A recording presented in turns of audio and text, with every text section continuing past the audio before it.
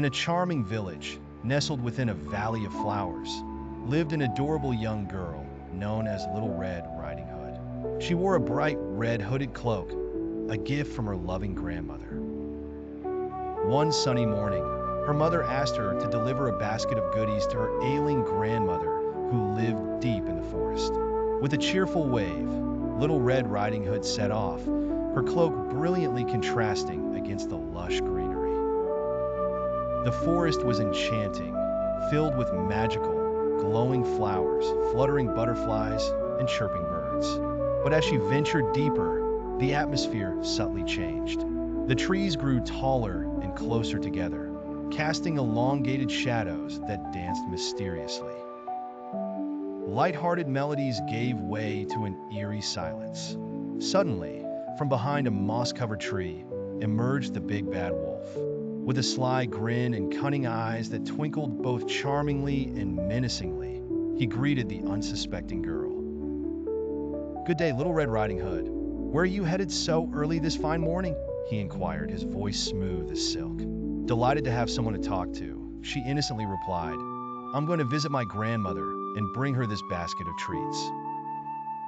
The wolf's eyes gleamed with a wicked plan. "What a thoughtful girl you are," he complimented, subtly inching closer. "Wouldn't it be lovely to pick some flowers for her along the way?"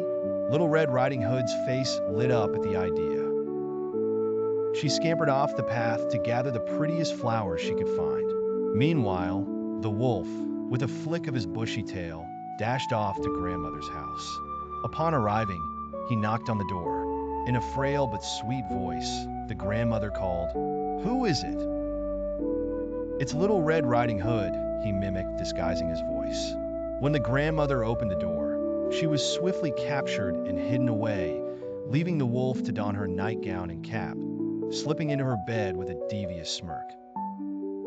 By the time Little Red Riding Hood arrived, the atmosphere had grown darker and more mysterious. The sun's rays barely penetrated the dense canopy above. Her heart pounded as she approached the isolated, cozy house. Knocking gently, she entered to find the wolf, poorly disguised as her grandmother, lying in bed.